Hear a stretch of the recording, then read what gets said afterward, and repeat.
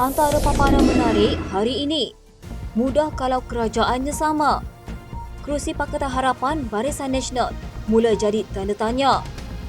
Hasni bakal sertai Perikatan Nasional. Sebuah Rumah Hamzah bukti Anwar terdesak.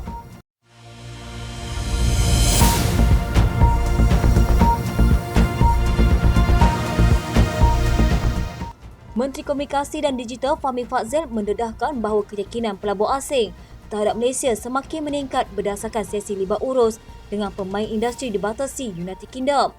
Katanya sekitar network session bersama dengan pemain industri dibatasi, alhamdulillah keyakinan pelabur antarabangsa semakin meningkat terhadap Malaysia. Dua tokoh yang dirakam dalam klip tersebut adalah Ketua Pegawai Eksekutif UK Asian Business Council Ian Gibson dan Pengarah Urusan Gagal Bankep Abdonian Solicitors Dave Vasudevan. An absolute pleasure for me to talk to the Minister today. For us, Malaysia is an absolute hot spot of digital tech. It's something that we do, I think, quite well here.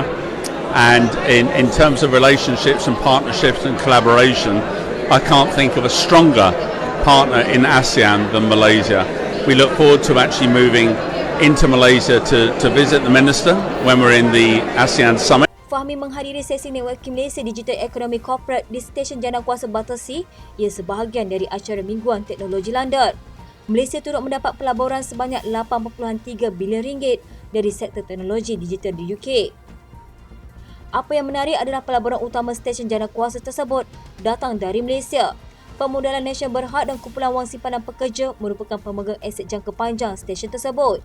Baru selesai mengadakan pertemuan dengan 9 syarikat yang telah membuat pelaburan sebanyak 8.3 bilion ringgit masuk ke Malaysia, dan banyak daripada syarikat ini dalam bidang hampir semua dalam bidang ekonomi digital, dan mereka memaklumkan jumlah pekerjaan yang akan dibawa adalah sebanyak 1,800 pekerjaan baru yang bernilai tinggi.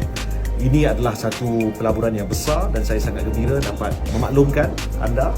InsyaAllah Malaysia akan terus menjadi tumpuan para pelabur asing, bukan hanya kerana kita semakin stabil, tapi dasar-dasar kerajaan yang memudahkan perniagaan-perniagaan dan pelabur-pelabur masuk ke Malaysia, dan kesan positifnya nanti insyaAllah adalah bagi kita semua. Acara tersebut dihadiri oleh 122 pemain industri dan pihak UK berharap kerjasama ini boleh mewujudkan 300 usahawan lagi.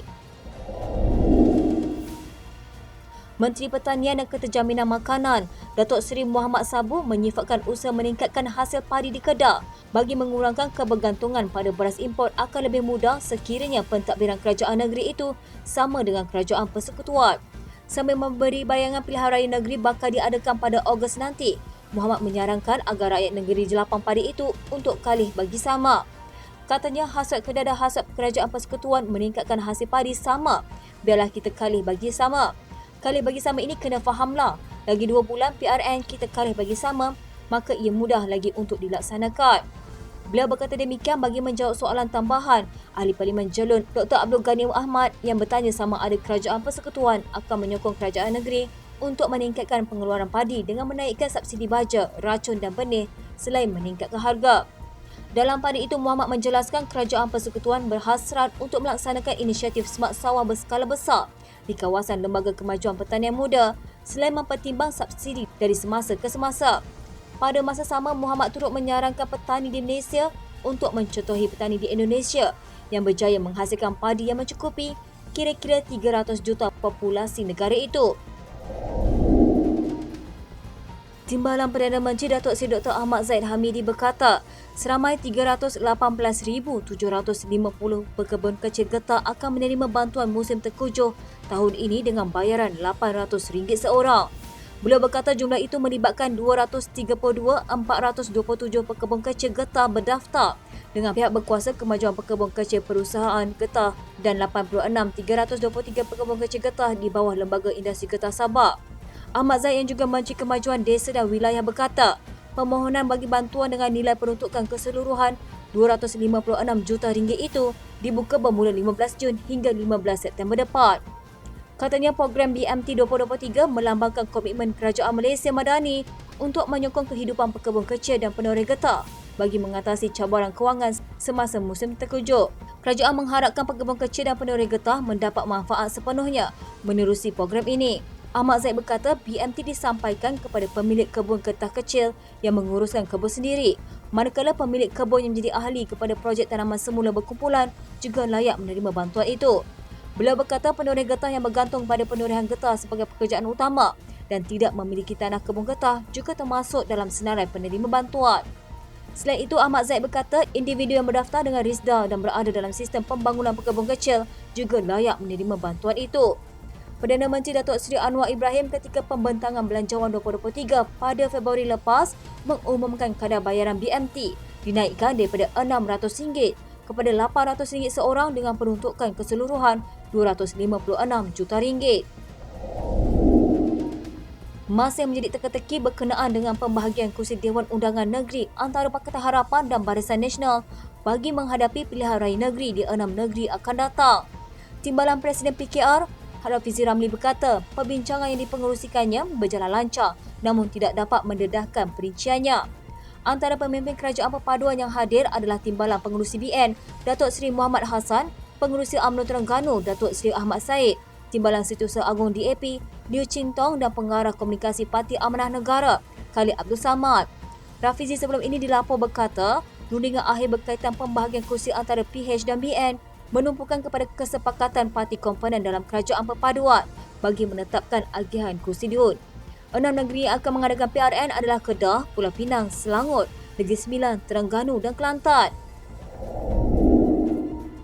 Bekas Menteri Besar Johor Datuk Seri Hasni Mohamad tidak mengendahkan tuduhan antara 3 pemimpin UMNO yang dilabel Panglima Perang dari Johor yang dikatakan bakal menyertai Perikatan Nasional dalam masa terdekat. Menurut Ahli Parlimen Simpang Renggam itu, sebarang huraian yang akan diberikan mengenai tuduhan itu tidak akan membawa erti kerana dirinya mahu menumpukan tugasnya sebagai wakil rakyat. Katanya, ya saya tahu nama saya terkait dengan nama 3 Panglima Perang UMNO dari Johor itu. Tetapi saya tidak mengambil peduli langsung label yang diberikan itu. Ada yang bertanya kepada saya semalam pasal hal ini, tetapi saya tidak jawab. Pada saya penjelasan dan huraian ini tidak membawa apa-apa erti. Beliau yang juga ahli Dewan Undangan Negeri Bernot dan bekas pengerusi UMNO Johor menjelaskan ruangan rayuan diberikan UMNO kepada ahli yang digantung dan dipecat tidak membawa sebarang erti sekiranya gelaran negatif diberikan. Katanya ini bukan masanya melabel sesiapa. Lebih-lebih bila kerajaan mempunyai banyak perancangan untuk menjadikan negara kita sebagai destinasi pelaburan. Selain banyak usaha perlu dilakukan untuk menstabilkan kerajaan. Jadi tidak mungkin kerajaan boleh stabil jika parti tidak. Kalau ada perkara yang boleh menyumbang kepada ketidakstabilan kerajaan, maka usaha untuk melabel sebagai walat, pengkhianat dan parasite ini bukan pendekatan mencari kebaikan. Begitu juga saya melihat usaha untuk memberi ruang merayu ke atas mereka yang diambil tindakan sama ada dipecat ataupun digantung daripada parti. Apa juga kaedahnya, masalah yang ada di hadapan tidak selesai. Oleh itu, apa kebaikannya jika memberi label negatif kepada pemimpin tertentu?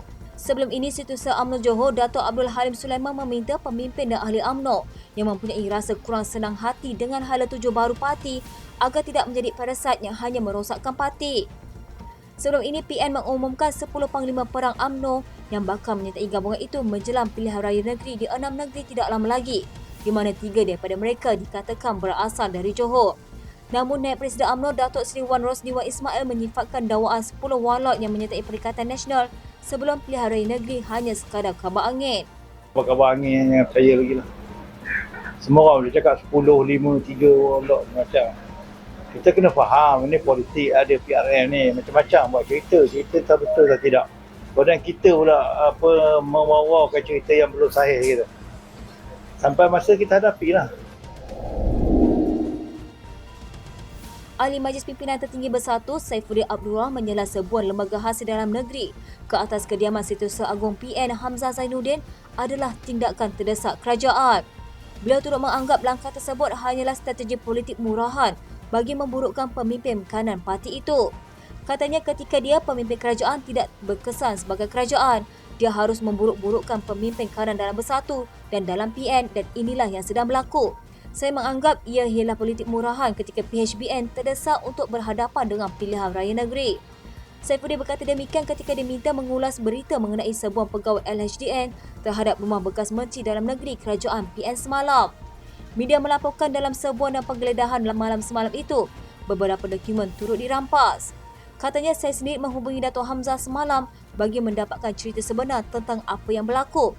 Menurut Hamzah, yang dikatakan nak siasat itu ialah perkara yang sama sebelum ini kononnya telah disiasat. Apa niat di sebalik siasatan tersebut dan kenapa dia keluar di media? Dari mana punca cerita itu kepada media? Betulkah dari LHDN atau dari pejabat orang lain? Saifuddin dan juga Ahli Parlimen Indira Mahkota mendakwa dia mendapat tahu maklumat mengenai serbuan tersebut bukan datang dari sumber LHDN, sebaliknya pihak lain. Media semalam melaporkan rumah ketua pembangkang itu diserbu dan digeledah oleh pegawai dari LHDN. Sekian rentasan malam di TV pada hari ini. Jangan lupa follow Facebook Malaysia Deadline dan YouTube Deadline TV. Dapatkan info terkini di Facebook serta YouTube di TV.